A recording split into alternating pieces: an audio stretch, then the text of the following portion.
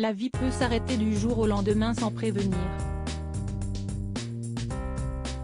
Et personne n'est à l'abri de la fatalité du destin. Sylvie Terry, plus connu sous le nom de Miu Miu, en a fait l'amé constat le 18 octobre dernier. Quelques heures après avoir partagé un dîner en amoureux avec son compagnon Jean Telet, ce dernier a été admis aux urgences pour une intoxication alimentaire. Malgré l'absence d'amélioration de son état de santé, l'écrivain est renvoyé chez lui. Siesti dans l'appartement du Marais qu'il partageait avec la comédienne que Jean Telet s'est éteint, emporté par un malaise cardiaque causé, sans doute, par la forte intoxication dont il a été victime. À 69 ans, Jean Telet a tiré sa révérence, laissant Miu Miu dans un profond chagrin.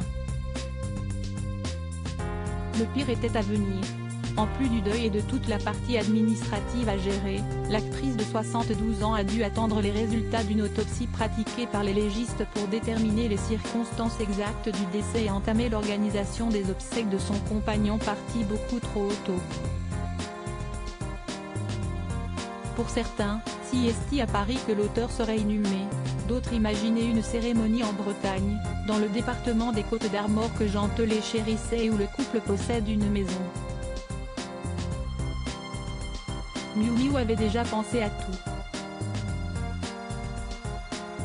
Ici Paris révélait notamment que la star du film Les Valseuses allait opter pour une solution éco-responsable en se tournant vers les services funéraires de la ville de Paris.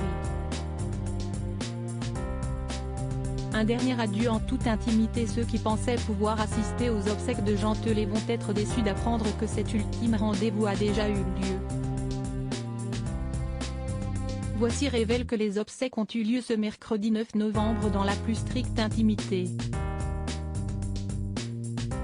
Les proches de Jean Telet, dont Miu Miu, évidemment, ont pu rendre un dernier hommage à l'écrivain au cimetière de Montmartre dans le 18e arrondissement de Paris.